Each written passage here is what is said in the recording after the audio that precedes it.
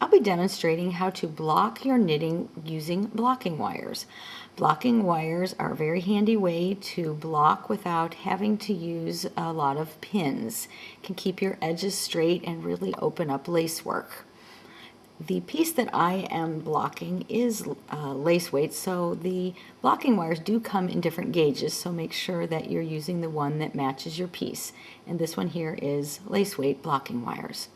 So first I am going to, before I do any blocking, your piece needs to be immersed in water and then rolled in a towel to remove the excess water and leaving the piece damp. If you need a little bit of a tutorial on that, I refer you to my blocking video. So here that has already been done in this piece. So I'm going to begin by working along the straight edge of my piece. And I'm going to take my blocking wire and insert it into every stitch or nearly every stitch along this straight edge as possible.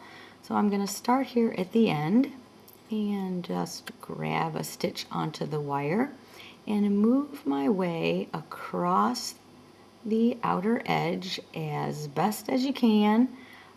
You don't have to spend a lot of time thinking about each and every stitch, but we do want to grab as many as possible. The reason that we do that is that way our edge stays nice and straight and we don't have any scallops.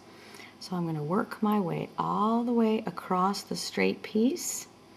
So there I have grabbed quite a few, so you can see that when I do later pull on this, I maintain a straight edge. I'm going to exaggerate what would happen if you skipped some. Let's just say decided that you thought this would be enough of a place to skip. Now then when I go to pin, you can see I would create some scallops, and that's not what we want. So you'll work your way across the straight edge and we'll come back when I have them all complete. Now I have all of my stitches along the straight edge loaded up onto my blocking wires. My blocking wire wasn't long enough to hold the entire edge, so I just stopped and started with another one, and that will work just fine. So now I'm going to lay it all out flat, and we want to pin it. The wires are pretty much holding into shape, but a few pins to hold it in place. Because your piece is damp, you can smooth it and allow it to dry into the shape that you would like. I'm going to take a pin, and it is best to use rust-proof pins, and I'm going to place the pin in between, pull it apart so you can see, in between the knitting and the blocking wire, and just stab it in there and it will hold your blocking wire into place. And I don't have to place them very often because the blocking wire is really holding the work into shape. You can see that I'm pinning from the center out toward one side. And then what I'm going to do is measure my piece from the center out to the side, and this piece measures approximately 26 inches. So as I'm pinning my second side, I want to go ahead and measure and make sure that I pin this second edge out to 26 inches as well. So just go ahead and do that, and then I will come back and we will load the scalloped or pointed edge onto our blocking wire. Now it's time to pick up along the scalloped or pointed edge of your lace work.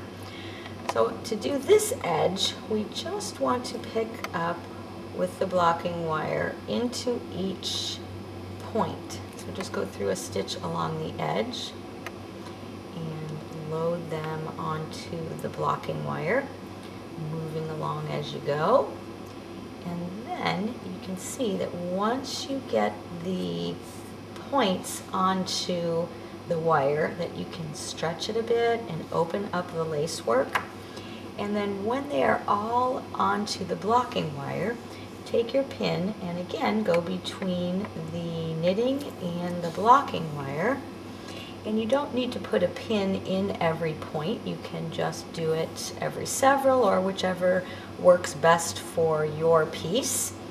And that will hold it into place. And we'll come back when I have all of the edge on the blocking wire.